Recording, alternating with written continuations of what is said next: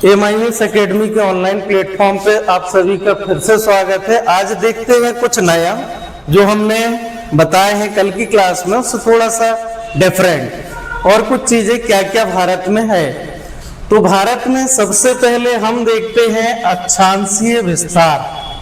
कौन सा विस्तार? अक्षांशीय विस्तार। ये पूछा भी जाता है, कई बार पूछा जा चुका है। कौन सा विस्तार? अक्षांशीय विस्तार। तो अक्षांशीय विस्तार और दूसरा कौन सा देखेंगे? देशांतर विस्तार।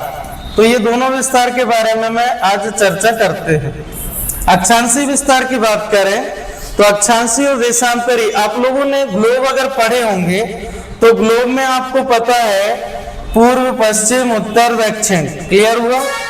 तो ये पूर्व दिशा है, ये पश्चिम दिशा है, ये उत्तर दिशा है, ये दक्षिण दिशा है। पूर्व से पश्चिम जो एक दूसरे के समानांतर खींची हुई रेखाएं हैं, इन रेखाओं को कहा जाता है अक्षांशीय रेखा। कौन सी रेखा? अक्षांशीय रेखा। और जो रेखा है उत्तर से दक्षिण की ओर, कहां से कहां? उत्तर से दक्षिण की ओर ये खींची रहती है, इन रेखाओं को कहते हैं देशांतर रेखा।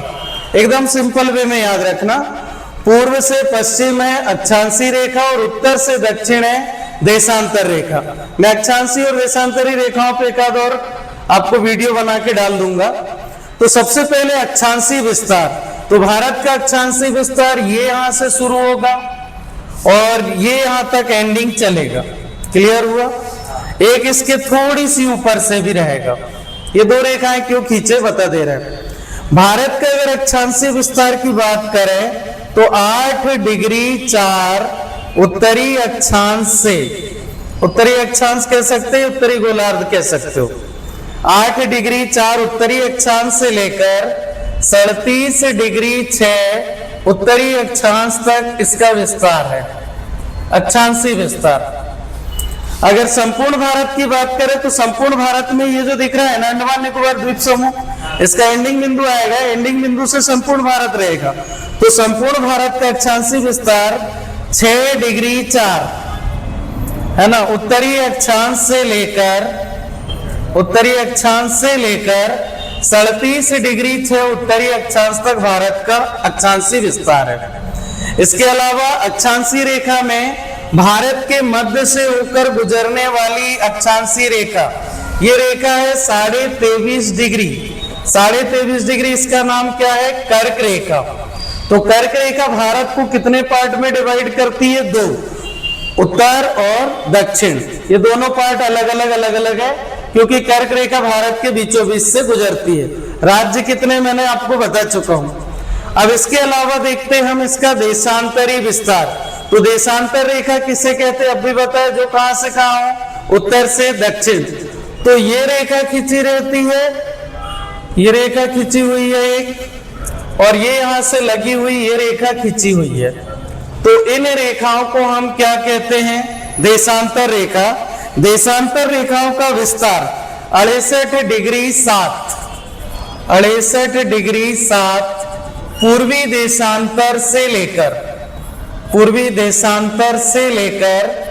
97 डिग्री 25 पूर्वी देशांतर तक भारत फैला हुआ है। कहां से कहां तक फैला हुआ है याद रहेगा ना? देशांतरी विस्तार 68 डिग्री 7 पूर्वी देशांतर से लेकर 97 डिग्री 25 पूर्वी देशांतर तक भारत का विस्तार है। भारत के मध्य से, तो मध्य से होकर एक रेखा गुजरती बेटा, देशांतर रेखा। इसे कहते हैं 82.5 डिग्री देशांतर रेखा। ये 82.5 डिग्री देशांतर रेखा चर्चा में है कि नहीं है, ये बताओ। इस रेखा की चर्चा इसलिए होती है क्योंकि इससे भारत में मानक समय का निर्धारण होता है। और मानक समय का निर्धारण कहां से? तो आपने सुने होंगे मिर्जापुर पड़ता है नैनी पड़ता है इलाहाबाद या प्रयागराज, और प्रयागराज कहाँ है? उत्तर प्रदेश। यहां से भारत में मानक समय का क्या होता है? निर्धारण। भारत में मानक समय कहाँ है या मानक समय का निर्धारण कहां से किया गया है? किस रेखा से किया गया है? 82.5 डिग्री देशांतर। तो आपको अक्षांशीय में भी 3 रेखाएं याद रखनी है, फर्स्ट, सेकंड, थर्ड, और देशांतर में भी 3 रेखाएं याद रखनी है, फर्स्ट, सेकंड और थर्ड, क्योंकि इसी बीच में पूरा की पूरा भारत का क्या है, विस्तार। तो ये 6 रेखाओं को बिल्कुल भी आप नहीं भूलिएगा, क्योंकि इन्हीं रेखाओं से भारत का अक्षांशीय और देशांतरिक विस्तार होता है। मानक समय का निर्धारण मिर्जापुर, नैनी, इलाहाबाद, उत्तर प्रदेश से। पूर्वी मानक समय जोन का मुख्यालय यहाँ पे बेटा, यहाँ पे बोले तो कोलकाता में, और पश्चिमी का कहाँ है तो भोपाल, भोपाल बोले तो मध्य प्रदेश।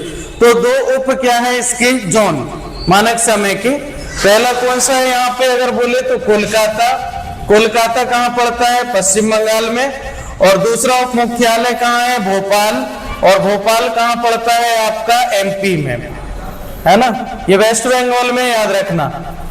तो ये दोनों उप मुख्यालय है, एक ये है और एक ये है।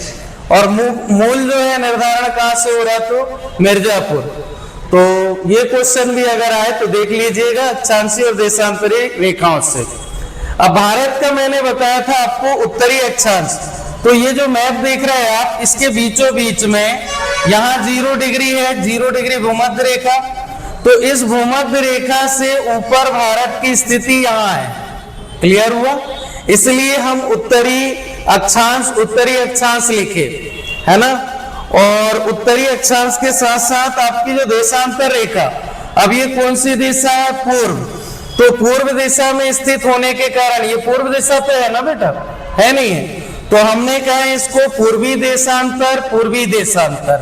तो ये अक्षांशीय और देशांतरी विस्तार है भारत का।